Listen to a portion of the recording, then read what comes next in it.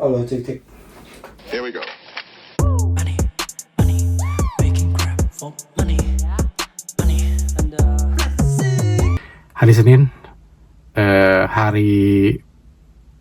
hari dimana rilis episode pertama Namjuk, dimana gue sebenarnya lagi editing yang episode kedua sama take buat atau ngumpulin footage buat episode ketiga.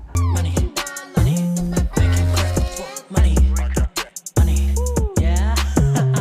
Now I'm those Terus juga ini setupnya bukan di Bobo Box hari Senin karena gue harusnya WFO tapi gue WFH. 他说有钱才能做自我，掉入消费主义陷阱，花钱不思索，被思想的艺术品多得我快数不清，有垃圾点缀的歌我简直都不想听。 Jadi agendanya tuh sebenarnya hari ini tuh gue ngantar orang tua gue atau ibu gue untuk check up rutin. Tapi qadarullah anak gue juga sakit, jadi gue juga ngurus anak gue sampai tadi sore sambil kerja juga di rumah sakit. Hasil lab juga baru keluar, jadi belum tahu spesifiknya sakit apa. Cuman curiganya sih disentri, tapi yang mudah-mudahan nggak parah lah. Jadi ya hopefully get well soon.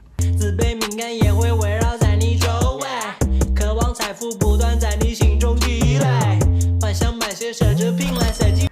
And then regarding the new project about the plumbers application yang kemarin harusnya gue mulai, terus ternyata kliennya sakit, jadi belum jalan. Rencananya tuh hari Senin ini tuh kita mulai kerja, tapi terbalik nih karena anak gue sakit dan butuh perhatian, jadinya gue minta undur ke besok atau lusa. Cuman si kliennya betul belum respon terkait request itu. Entah dia juga mungkin lupa harusnya mulai sekarang atau gimana, tapi ya mudah-mudahan aman-aman aja. 抱抱你流的那些口水，简直就像黄河滔滔。你想让我帮你吗？你简直在。 Ya mungkin itu juga tuh yang gue pengen kasih tahu kalau resikonya freelance di Upwork salah satunya itu terlalu banyak ketidakpastian gitu. Jadi kalau misalnya dapat klien itu tuh nggak serta merta kita dapat uang sesuai kontrak. Bisa dibilang kasarnya seperti itu. Maksudnya kayak misalnya lu dapat kontrak itu 20 jam per minggu, terus bayaran lu itu 10 jam. Berarti kan 10 kali 20 tuh 200 ya, 200 seminggu. Nah, enggak serta-merta lu tuh tiap minggu tuh dapat 200 sebenarnya. Bahkan bisa lebih kecil atau bisa jadi lebih besar. Lu request ke klien lu bahwa lu butuh extra time buat kerja. Jadi biasanya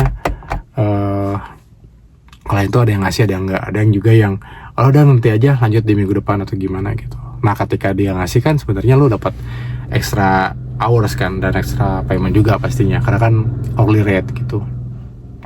Terus kalau case-nya di bawah gimana? Kalau di bawah itu kayak misalnya lu udah kontraknya 20 jam tapi kerjaan lu itu 10 jam. Nah ya otomatis 10 kali 10 ya 100, lu akan dapat 200. Itu case-case kayak gitu. Banyak lah sebenarnya mah suka dukanya gitu ya. Tapi ya banyak orang juga yang bukan yang jalanin. Maksudnya kayak orang-orang tuh yang belum pernah ngejalanin tuh ngelihatnya happy atau gimana gitu ya. Wah dapatnya bayarannya dolar, kerja kapan aja gitu. Kalau misalnya lo mindsetnya di sana mah ya nggak akan maju juga sih. Jadi ya apalagi klien tuh kan banyak yang rese ya. Jadi ada tuh kalau dari gua tuh kategorinya ada satu kategori gua ada nyebutnya babysitting project. Jadi babysitting project ini tuh kayak lu sebenarnya cuma ngenina boboin klien lu aja gitu, kayak jadi yes man aja. Apapun yang klien lu minta kerjaan aja gitu. Dia mau ngedumel atau apa diladenin, tapi tuh lu dapat bayaran. Jadi kayak berdebat dapat bayaran, ketika diminta revisi juga dapat bayaran, walaupun sebelumnya dia marah-marah dulu padahal kesalahan mereka gitu. Jadi ada tipikal-tipikal klien tuh kayak gitu. Ada juga orang-orang yang menghindari project-project seperti itu dikarenakan ya stressful. Tapi kalau gue ada satu klien yang memang itu gue babysitting project. Jadi dia gue ladenin aja gitu. Dan gue juga udah lumayan sering juga kerja, maksudnya udah lama juga sama mereka dan tahu celah-celahnya gimana dan moodnya kayak gimana. Jadi kadang happy, kadang ya stres, tapi ya yang penting cash flow ya. Kalau dari gue sih backgroundnya karena BU, jadi dijalanin dan ya masih bisa dihandle lah. Karena sebelumnya juga ada yang babysitting project juga, tapi bayarannya lebih besar dari yang gue sebutin tadi. Gue juga nggak akan mention itu projectnya yang mana ya. Dan ada juga yang lebih yang tadi gue maksud yang ada yang lebih besar bayarannya, itu babysitting project juga. Cuman karena memang level resenya udah gue nggak bisa handle, akhirnya ya udah gue cabut gitu. Itu terkait Upwork sih.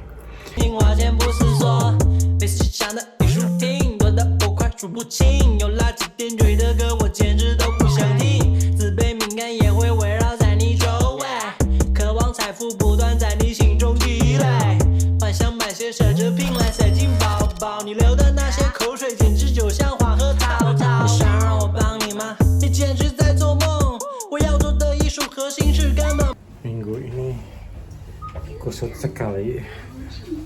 Gue Upwork per hari Jumat ini baru 1 jam cuy. Jadi PR-nya banyak banget. Mudah-mudahan bisa kekejar.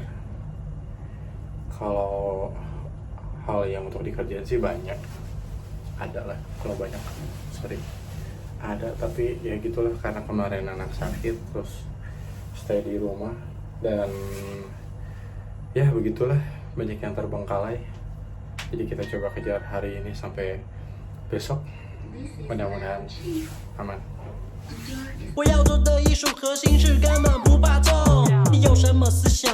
你有什么冲动？不如快拿着你的钱，灵魂变得空洞。So